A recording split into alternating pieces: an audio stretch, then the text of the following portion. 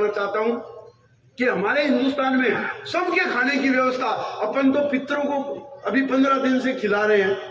इतना ही नहीं, अपने तो जो मर जाता है, बूढ़ा आदमी, दादा दादाजी मर गए तो अपन उसके साथ एक पिंड रखते हैं। अपन जानते हैं यहां से सूरत की बहुत दूरी, बीच में ढक्का ढाबा मिले कि नहीं मिले। तो जिस देश में खाने की इतनी बढ़िया व्यवस्था, उस देश के लोगों को मैं आपको बताना चाहता हूं हमारे आविष्कार, हिंदुस्तान के आविष्कार गिनना आपको मजा आएगा। आपको मेरे जाने के बाद भी केसर देव मारवाड़ी की कविता लगाएगी। हमारे आविष्कार गिनो।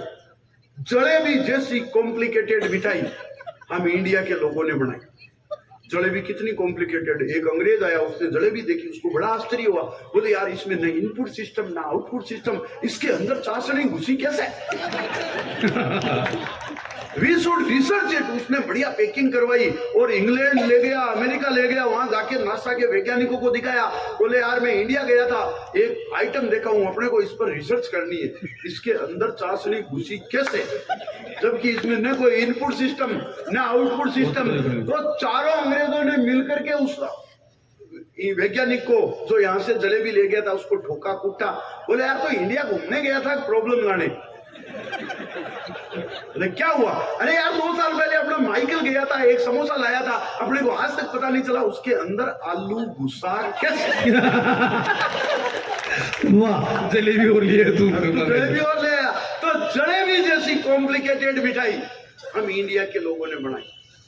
पंक्ति आपके सबके दिलो दिमाग तक पहुंचाना चाहता हूं। जलेबी जैसी कॉम्प्लिकेटेड मिठाई। ये इंस्टा स्टार सुन रहे हो ना, दोनों जोड़े से बैठे हो, प्रेम से बैठे हो, करवा चौथ के देवता बन के बैठे हो ना। छलनी तो एक ही लाए थे आप, ज्यादा तो नहीं लाए ना। बस बढ़िया है। मैं तो कल बता रहा हूँ, करवा चौथ के दिन पूरे दिन लुगाई के पास बैठा रहा, पूरे दिन उसके चरणों में बैठा रहा, ध्यान रखता रहा, कुछ खा ले नहीं, कुछ खा ले नहीं। वाह यार, पति की जिंदगी का सवाल है। इंश्योरेंस वाले पता नहीं कब आएंगे, है ना। तो लाटा जी मैं बताना चाहता हूं हमारे आविष्कार की जलेबी जैसी कॉम्प्लिकेटेड मिठाई हम इंडिया के लोगों ने बनाई।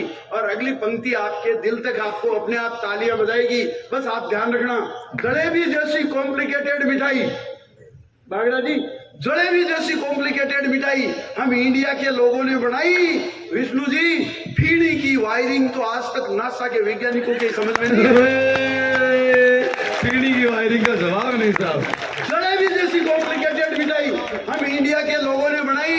फीडी की वायरिंग तो आज तक नासा के वैज्ञानिकों के समझ में नहीं आई। अरे बिना झिक मशीन के कर देते हैं इमरती पर कढ़ाई, और बिना ड्रिल मशीन के घेवर में छेद कर देता है अनपढ़ हलवाई। क्या बात है, वाह वाह, घेवर का सर। ये हमारे हिंदुस्तान का कमाल है, ये हमारे हिंदुस्तान का आविष्कार है।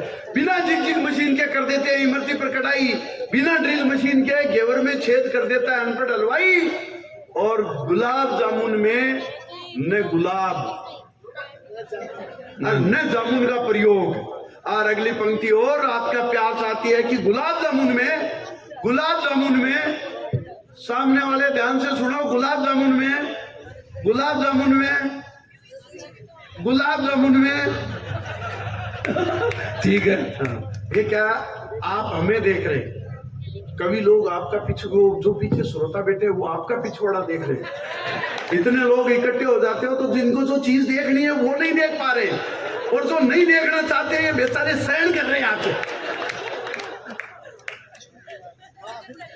इनको मैं हटने का नहीं कह रहा हूं, आप इनके पिछवाड़े के सम्मान में तालियां बजाते जाएंगे, अपने आप हट जाएंगे। जलेबी जैसी कॉम्प्लिकेटेड मिठाई हम इंडिया के लोगों ने बनाई। अरे फीडी की वायरिंग तो आज तक नासा के वैज्ञानिकों के समझ में नहीं आई। बिना झिक मशीन के कर देते इमरती पर कढ़ाई, बिना ड्रिल मशीन के घेवर में छेद कर देता है अनपढ़ हलवाई। और गुलाब जामुन में न गुलाब न जामुन का प्रयोग। अरे अपन तो पिस्ता के बीज पर उगा देते हैं राजभोग। पिस्ता के बीज पर राजभोग। ये मेरे हिंदुस्तान के आविष्कार है। और नैनो टेक्नोलॉजी लोग कहते हैं हमारी देन है। अब आई है नैनो टेक्नोलॉजी, जो मोबाइल में सिम आती है, पहले बड़ी आती थी, उसके बाद में वो आई, फिर उसके बाद ये नैनो आ गई। नैनो टेक्नोलॉजी हिंदुस्तान की देन है, लेकिन हमने मिठाइयों में की है। कागड़ा जी, मिठाइयों में नैनो टेक्नोलॉजी का सबसे बढ़िया उदाहरण है मखाना। छोटा सा मंदिर में अपन ले जाते हैं प्रसाद में, क्या कंप्यूटराइज डिजाइन बनाई है अपने बाप दादाओं ने। स्वीट डिश में मखाना सबसे सस्ता, सबसे सुंदर, सबसे साफ है कि नहीं? आलू का केलरा अंकल चिप्स का बाप है कि नहीं? इंडियन कर्ड, भारतीय कड़ी आज भी यूरोप का सबसे टॉप ब्रांड है, और राबड़ी तो डाइजा फार्म की भी मरांड है। कमाल है। डॉक्टर साहब विराजमान है। वो एल्प्रोजिन क्या होती है? उसमें 0.25 mg होता होगा एल्प्रोजिन। राबड़ी में 500 mg, कांदा डाल दे तो 1000 mg। आदमी खाते ही अंडा चित। ये हमारा आविष्कार है। और विदेशी लोग हमें हंगर इंडेक्स में रख के कहते तुम्हें पोषण नहीं मिलता, तुम कुपोषण के शिकार हो, तुम्हारे न्यूट्रिशन नहीं होता, तुम्हें जो इंग्रेडिएंट चाहिए वो पूरे नहीं मिलते, पोषक तत्व नहीं मिलते, इसलिए तुम कुपोषण के शिकार हो। कौन से देश? जिस देश की आबादी किसी की 10 लाख है, किसी की 20 लाख है, किसी की 50 लाख है, किसी की 80, 90, 1 करोड़ लाख वाले लोग हमें ज्ञान देते हैं कि तुम्हारे खाने को पूरा नहीं मिलता।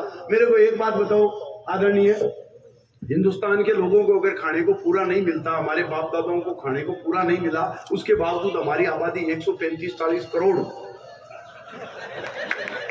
है, खाने को पूरा मिल जाता तो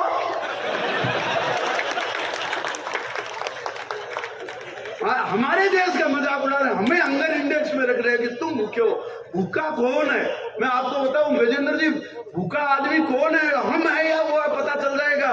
वो एक सेठ ने गांव में हलवाई को बुलाया, बोले यार बेटी की सगाई के लिए पाहुणे आ रहे हैं, मेहमान आ रहे हैं, 50 आदमियों का खाना बनाना है। तो वो पंडित जी सुबह जल्दी उठ के आ गए बिना नहाए धोए। बोले सेठ जी ने बुलाया, बोले सेठ जी फरमाओ। बोले 50 आदमियों को खाना बनाना है, क्या क्या सामान चाहिएगा? पंडित जी ने कहा ऐसा करो, 2 किलो 2 तो बोरी ले आओ चीनी की, 5 टीन ले आओ तेल के, 2 टीन ले आओ घी के, एक बोरी मंगा ले रहे ड्राई फ्रूट्स की, काजू पिस्ता की। सेठ जी समझ गए। सेठ जी ने अपने नौकर को बुलाया, बोले हलवाई को बिठाओ, पंडित जी को, और भरपेट जिम्माओ। जिम्माया, भरपेट नाश्ता कराया। फिर बोले महाराज हाँ अब बताओ। अरे बोले जी आजकल आप एक काम करो, 4 किलो गुलाब जामुन है, एमबी वाले से मंगा लेना, आजकल मीठा कौन खाता है? और तेल घी की जरूरत नहीं है आजकल, आप तो वो रोटी बना लेना, चिकनी चुपड़ी खाने के लिए डॉक्टर ने मना किया, सब शुगर के पेशेंट है। तो जो आदमी जैसी स्थिति में होता है वो उसको वैसा ही बयान करता है। मुझे लगता है अपन ने उनको खाने को नहीं दिया, इसलिए उन्होंने अपने को खाने वालों की, भूखे लोगों की श्रेणी में लिखा। लेकिन मैं बताना चाहता हूं कि इन चीजों से कोई संबंध नहीं है। हमें खाने को नहीं मिलता ये किसने कहा? हम 10 भाई बहन है, सही बता रहा हूं, 10 भाई बहन है, और मोहल्ले में सबसे गरीब इसलिए नहीं, इकोनॉमिक के हिसाब से नहीं, 10 भाई बहन है, मोहल्ले में सबसे गरीब। और गरीब इसलिए कि इधर वालों के तो 13, इधर वालों के 15, दोनों मिलकर के मेरे बापूजी को है दृष्टि से देखते हैं। और वो जिनके 10 घरों में एक बच्चा नहीं होता, यहाँ एक घर में 10। और मैंने तो पिताजी से पूछ लिया, मैंने कहा आपको ये प्रेरणा कहाँ मिली? बोले बिहार गया था आदरणीय लालू प्रसाद जी यादव से।